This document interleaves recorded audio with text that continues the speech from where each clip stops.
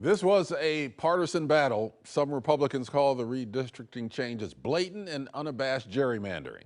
Well, joining us live to talk more about redistricting is House Republican leader Christine Drazan of Canby. Thanks for joining us this morning. Yeah, thanks for having me. So first, let's just talk about the outcome of this map, your reaction to the new six congressional districts. So Oregonians deserve to have fair representation. And the only way that they will get that is if the supermajority Democrats allow for their voices to be heard. Unfortunately, the maps that were passed yesterday in the Oregon House by the Democrats happens to give them 5 out of 6 of those seats guaranteed to Democrats for the next 10 years. I know, but if you just look at the map, it's not entirely clear how you do that.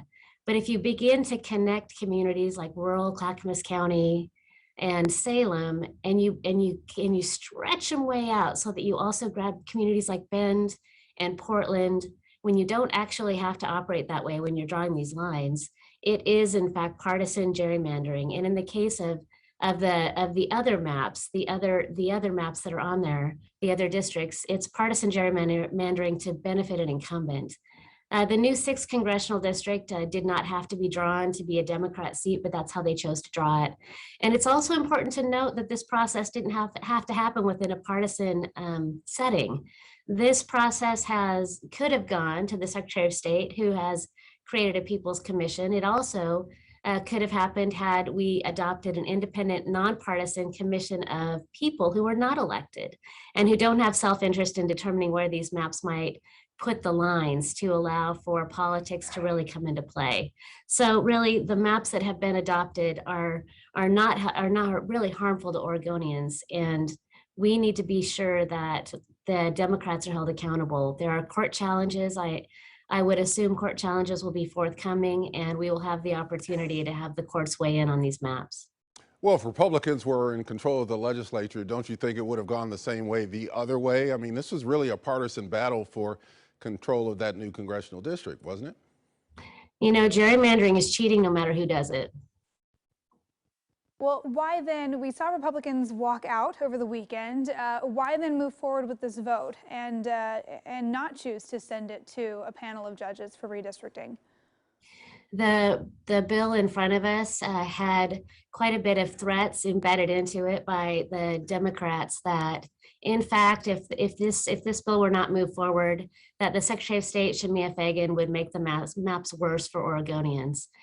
And that actually is given their track record and given how they've operated our state, there's no doubt that that would have been the case. And it's unfortunate, but you know, if you're talking about a Speaker of the House who lies and cheats Oregonians and breaks her word to get whatever she wants, if she doesn't get what she wants, I have no doubt that Democrats who draw this map are just going to make them worse and worse for Oregonians, and they don't deserve to be treated that way. So at this point, the courts are really their best recourse, and potentially the adoption of that independent commission if it comes onto the ballot.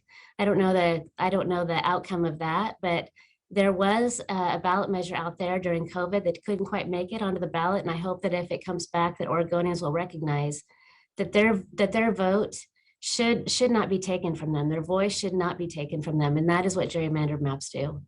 Now, what does this mean in terms of representation in Washington, D.C. with the additional congressional district? Yeah, it means that our next representative representing the state of Oregon in Washington, D.C. is more likely to be a Democrat than a Republican. I don't know who they have lined up for that. But there's no doubt that these conversations, backroom conversations, absolutely were negotiated among the Democrat Party and their advocates to determine who would hold that seat moving forward. So what do you do moving forward as a Republican now? Is there any way that you can, you can't change the outcome. So what is your strategy at this point? Well, the people who can change the outcome is any Oregonian. Any Oregonian who believes that these maps have been drawn for political gain or incumbency protection can sue. That's against the law in Oregon. It's not against the law in all states, but in our statute, it's built into our statute. It should not have happened. And any close inspection of these maps will make it clear that that the communities of common interest that they were looking for was party affiliation, party registration, and that they drew the lines around communities based on party registration. And so any Oregonian can stand up against these maps and sue and have their day in court and allow for intervention, and the process would move forward with review of these maps, and the judges would decide whether or not they were proper. And really that's recourse that's available to everyone. Well, real quickly, Representative, I want to switch gears here. Obviously, we'll be following this if it moves into the courts, and this was the focus of a special session. What else are you looking towards for the next regular session here? What else is on your agenda for the state this year? Yeah, as we look forward to the next session, we have got to get our hands around what's going on in our schools right now. Our kids are struggling, and when we took away additional requirements for graduation, we weren't serving them. We were scapegoating them, and we have got to provide more accountability in our schools. As we move forward in this next cycle, we need to be sure that our students are provided with the supports and the safety net that they need to succeed in the classroom.